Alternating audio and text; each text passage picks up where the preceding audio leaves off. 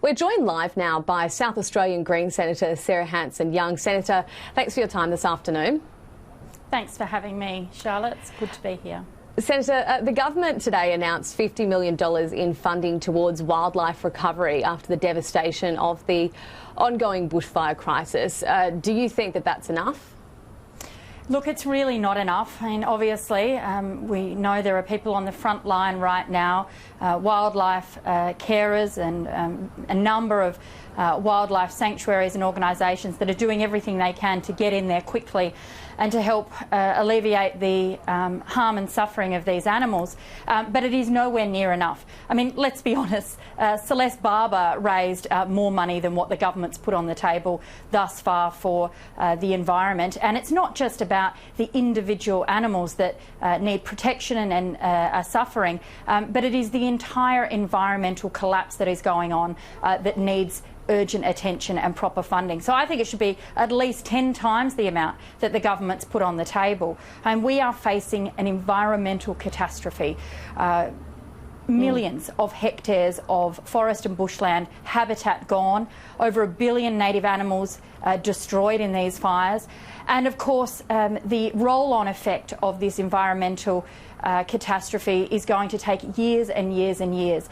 We need proper money for recovery, for restoration and protection. And I know we've seen the government up talking about koalas today. I mean, it is just unthinkable that the koala, that iconic Australian animal, is now on the brink of being endangered. And of course, the first thing the government should do is protect all existing koala habitat. No more forestation in their homeland, no more land clearing in koala habitat. At the very least, that's what the government should announce. So just to be clear though, because that $50 million package that was announced this morning by the federal government, that's just for wildlife. They are doing other funding for a whole range of other things. You're saying that you think that funding should be 10 times more that. Do you mean in particular to wildlife or for the other funding that they are doing as well? It's unclear exactly how the government is going to split all of the money up within the two packages. They've said $25 million to emergency care for wildlife and $25 million to kind of more longer-term restoration. It's going to need much more than that, much more. We need an environmental fighting fund, and what the government's put on the table today is some petty cash, frankly. This is the centrepiece of making sure we protect Australia's environment and do what we can in the face of climate change. We already were facing a huge looming environmental crisis because of climate change, and these fires have just made things even worse. So the government has a lot of catching up to do, and they really need to show their commitment. The last thing I'd want to see, Charlotte, is this small amount of money put aside to think that they can satisfy people. We move on, and then the government moves ahead with some of their more damaging environmental policies, like cutting regulation, more land clearing and more deforestation. That's the last thing that we need to see from this government. Yeah, that was actually my next question, if it needs to be more than just money, but you've just answered it there, saying that there needs to be legislative change as well. Your party, the Greens, have also been attacked, with many saying the party is against hazard reduction burning. What is your stance on this?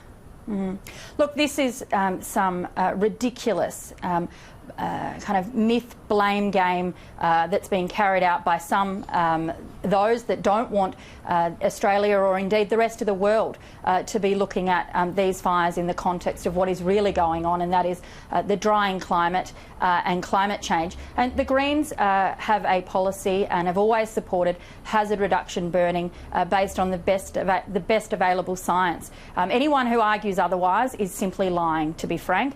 It's just not true. The problem we have, though, Charlotte, is just as fire chief after fire chief after fire chief has said, that the window for where and when we can actually do these hazard reduction burning is quickly getting smaller and smaller because of the changing climate. And that's why when you look at the Prime Minister's response to this issue over the last few weeks, while he's finally started to act with some money, he's finally sent out the ADF to help, after, of course, buggering off on holidays and ignoring advice, his absolute stubbornness to acknowledge the role of climate change and to admit that his government's policies on climate change are going to need to be better. While he is in that space, Australia is going to continue to face more and more disasters like this. The government, frankly, the more they deny the realities of climate change and the policy responses needed, the more danger this government is going to continue to put Australia and Australians in. So just to be clear, you do support more hazard reduction burns taking place when it is deemed safe to do so, when it is in that window that they talk about? I think hazard reduction burning, when it's in line with the best available science and can be done safely, if that's what needs to be done, it should be done. But it is not a panacea for this disaster. We know, I listened to the experts on this, the scientists and the fire chiefs, and they are the ones that are saying these disasters are because of the climate, the drying climate, the changing climate, and the fact that the government ignored the warnings. The Prime Minister was warned.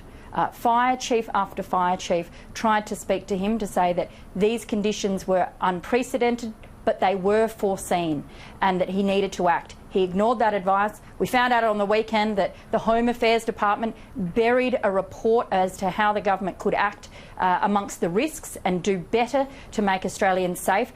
Rather than acting, they buried the report.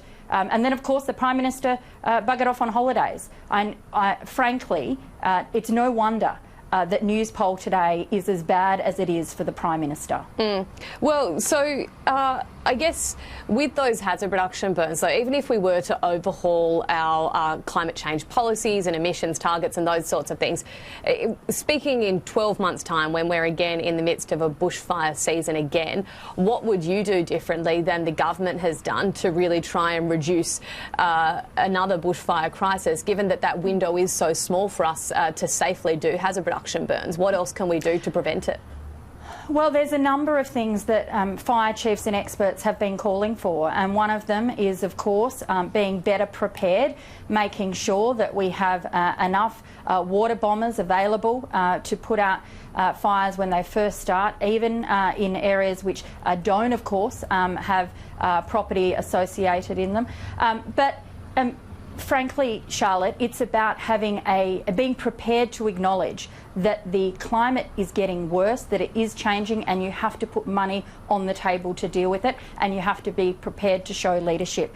And this Prime Minister hasn't. He's put his head in the sand, his government's put their head in the sand, and they've pretended that and hoped that these dire warnings were not going to eventuate. Well, they have, and they've cost people's lives, they've cost livelihoods, people's homes have been destroyed, 1 billion animals dead, millions of hectares decimated. Australia's tourism is now on the brink of financial ruin in many places, and this Prime Minister had a chance to do something and he didn't. There's a lot of catching up to do now. I know he's calling for a royal commission. Good, we need one, but it must be an independent commission that looks at the failures of leadership and accountability as well. There have been a lot of allegations that there's misinformation on social media about the Greens and bushfires and the part that they have played in this. Do you think that that's been people deliberately misleading on this? Look, I think there has been there is a deliberate strategy of pushing misinformation around these incredibly unprecedented fires, these climate fires, because for some within industry and community, they don't want us talking about climate change, Charlotte. They don't want the government to act on climate change, so they want to put the focus onto something else. It's dangerous.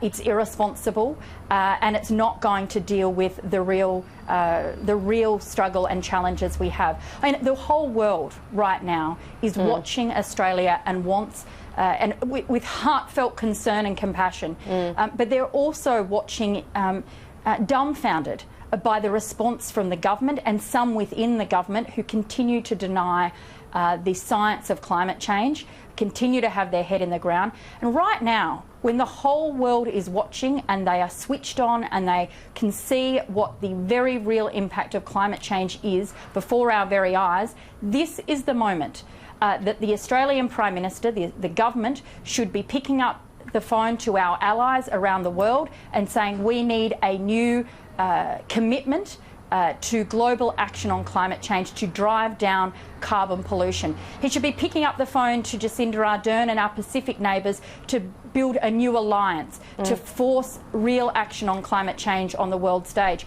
And I know he's been talking to Donald Trump quite a bit in the last few days, of course, in relation to issues in the Middle East. Really, the Prime Minister should pick up the phone to Donald Trump and say, mate, I know you want to talk about Iran, but my country's on fire and I need you to rejoin global efforts. He should call on Donald Trump to rejoin the Paris Agreement and work better, faster and harder to reduce carbon pollution. Senator, the government is adamant that it is doing enough on climate change. Even Scott Morrison, in that interview that we saw over the weekend, said that he was content with what the current policies were. The protests that we saw just days ago indicate that a lot of people across the country don't feel that way. They're not content with our policies.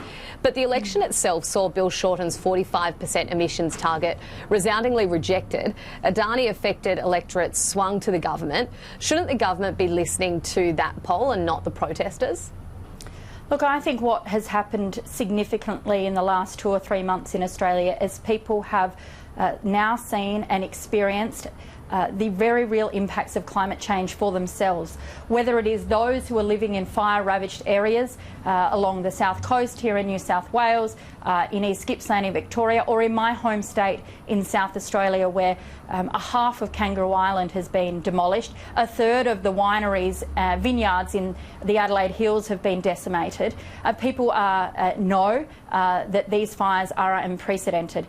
But also, it's not just the people living in these areas. All you have to do is to be in Sydney or in Canberra or in any of these other towns and small cities along the eastern seaboard to be living and inundated with hazardous smoke and air quality, or indeed the next big looming crisis, which is going to be water quality, because we know these fires are now going to be impacting on clean water supplies along these areas that have been fire ravaged. So people know, they can see the impacts of climate change right now. Regardless of what happened at the election, they're pretty frightened now and they're pretty switched on and want action from the government. And the longer this government ignore that fact, it will be at their peril. Our planet requires action, our national security demands action, and the Prime Minister's own political survival and his government's survival will require a better policy on climate change. The longer they deny this, the harder it is going to be, not just for Australia to get on the front foot, but for his government to be taken seriously. A lot of people have said that the animosity and anger at the government at the moment over this bushfire crisis is actually residual anger from the loss of the 2019 federal election. What are your thoughts on that? Look, maybe that's true for some people, Charlotte, but I've been out on the fire grounds over the last week. I've been talking to people in those communities. I've been talking to people in my own community. I'm looking and listening and hearing what people say. And more voters, regardless of what political party they voted for at the election, want Australia to take better climate change action. They are sick and tired of the climate wars. What they want are solutions, and what they want is some honesty from the government. I think when Parliament resumes in a few weeks' time, we must see some proper discussion and cooperation to develop proper climate strategies going forward. We can't afford to allow those who have lost their lives, their homes, their livelihoods, the billion animals that have been destroyed. We cannot allow this suffering to be in vain. At the very least, the people who have suffered over these awful fires this summer deserve politicians to act properly with science, with the advice given by the fire chiefs, and to actually do something. I think it'll be a very interesting first sitting week when Parliament resumes. Thanks very much for your time this afternoon, Senator Sarah Hanson-Young. Thank you, Charlotte.